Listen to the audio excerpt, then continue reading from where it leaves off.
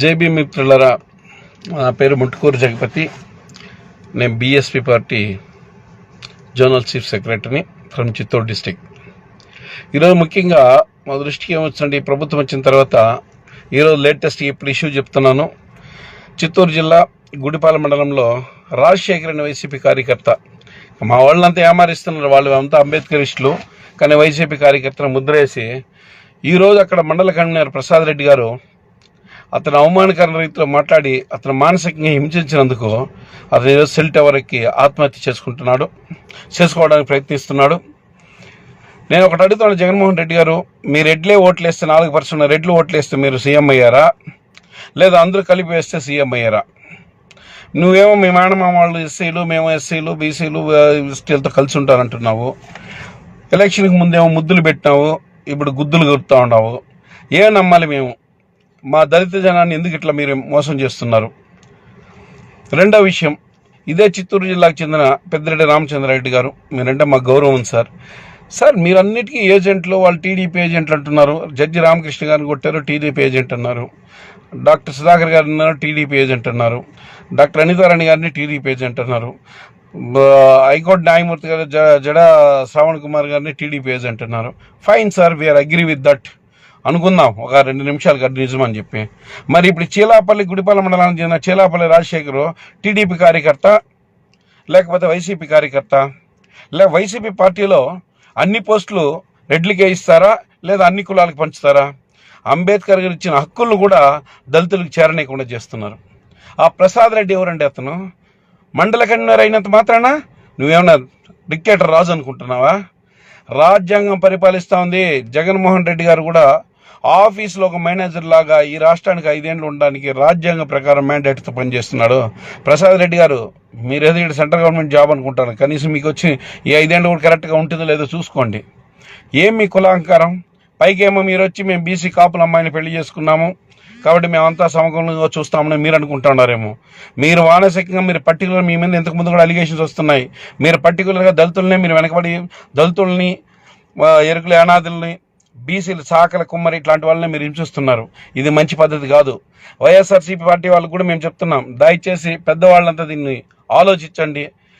Me YSRCP party meant for అంటే రెడ్ల కోసమే పెట్టారా, లేదా ఆంధ్రప్రదేశ్ రాష్ట్రాలు అందరి కోసం పెట్టారా? జగన్మోహన్ రెడ్డి గారు అందరూ ఓట్లేస్తే అయ్యారా, లేకపోతే ఓన్లీ రెడ్లే ఓట్లేస్తే అయ్యారా? తెలుసుకోండి, వద్దని చెప్పండి.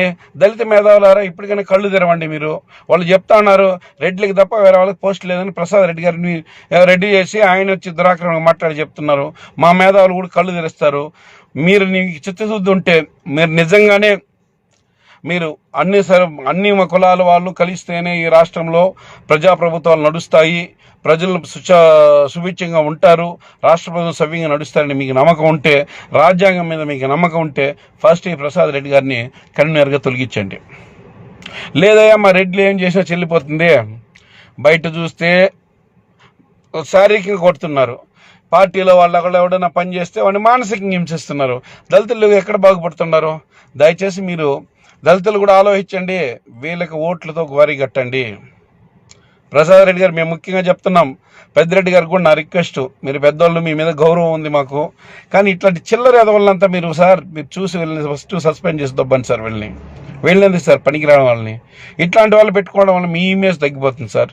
జగన్మోహన్ రెడ్డి గారు మా రాష్ట్ర ముఖ్యమంత్రిగా ఆయన మీద మాకు అనలేని గౌరవం ఉంది. మీరేమంటే ఇట్లా పనికిరాని వాళ్ళంతా పెట్టుకొని వీళ్ళు ఏం చేస్తారో కూడా వీళ్ళకే తెలియదు. వీడి గుడిపాల మండలంలో ఒక మండల కన్వీనరు, నీకు దళితులు అంటే చులకన అయిపోయినారా? మిస్టర్ ప్రసాద్ రెడ్డి, దళితులు ఎన్ని జనాలు ఉన్నారు తెలుసా నీకు? చిత్తూరు జిల్లాలో మన పార్లమెంట్ కింద ఎన్ని లక్షల మంది ఉన్నారు తెలుసా? లేదు, నువ్వు అన్నట్టు కులాహంకారంతో రెడ్లే ఒకటి వస్తే దళితులంతా ఒకటి అయితే నువ్వు దేంట్లో కొట్టుకొని పోతావో తెలుసా? కాబట్టి దయచేసి బహుజన సమాజ్ పార్టీ తరఫున మా దళితులకు ఎక్కడ అన్యాయం జరిగినా మేము మాట్లాడతాం, మేము ఖండిస్తాం ఖచ్చితంగా. ఎందుకంటే మా జిల్లాలో జరిగింది కాబట్టి మేము రెస్పాండ్ అవుతున్నాం.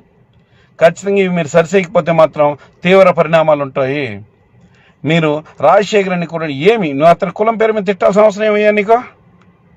నీకు ఈరోజు ఇంతమంది మెజారిటీ ఉన్న 20% ఉన్న మెజారిటీ ఎస్సీలు ఓట్లు వేస్తే మీ సీఎం గారు జగన్మోహన్ రెడ్డి కనీసం రాజ్యాంగబద్ధంగా సీఎం అని అవ్వగలిగాడు, లేకపోతే అది కూడా లేదు. దయచేసి మీకు అది అర్థం తెలియకుండా మీకేం వస్తుంది? నలుగురు వెంటేసుకొని తిరగడం, నలుగురు బెదిరించడం తప్ప మీకేమి రాదు. నేర్చుకోండి. రాజ్యాంగంలో ఎన్ని ఆర్టికల్ ఉన్నాయి చదవండి. ఎట్లా పనిచేస్తారు చూడండి. మీదేమో రాచరిక పాలన అనుకుంటున్నారా మీరు? రాజశేఖర్ గారు, మీకు నైతికంగా మేము మద్దతు తెలుపుతున్నాం. దయచేసి మీరు కండ్లు ఇప్పటికన్నా తెలియని మీ ఓటుతో వెళ్ళినంత సమాధి చేయండి. గుడిపాల మండలంలో అతనికి తగిన న్యాయం జరగాలని నేను నా సెల్ఫ్ పత్రిక, ఈ పత్రికలకు ఈ వీడియోని షేర్ చేస్తాను. తప్పకుండా మిత్రులందరూ, పెద్దిరెడ్డి గారు కూడా ఇది గమనించి, జిల్లాలో ఇది సార్ రిపీటెడ్గా అవుతున్నాయి సార్, మేము మీ దృష్టికి తెస్తున్నాం. ఏమంటే రాజ్యాంగబద్ధంగా మీరు ఎన్నికయ్యారు కాబట్టి గౌరవం, మాకు రాజ్యాంగం మీద గౌరవం ఉంది కాబట్టి మేము మీ దృష్టికి తెస్తున్నాం. దయచేసి రాజ్యాంగబద్ధంగా తీసుకొని ఇటువంటి వాళ్ళని చేడుపురునంత ఏరి పారాయాలని మేము చాలా తీవ్రంగా దీన్ని వాళ్ళకి ఆ ప్రసాద్ రెడ్డికి హెచ్చరిస్తూ మీకు వినిపిస్తున్నాం. దయచేసి దీన్ని సీరియస్ తీసుకుంటూ ఆలోచించాలని కోరుకుంటూ ముగిస్తున్నాం.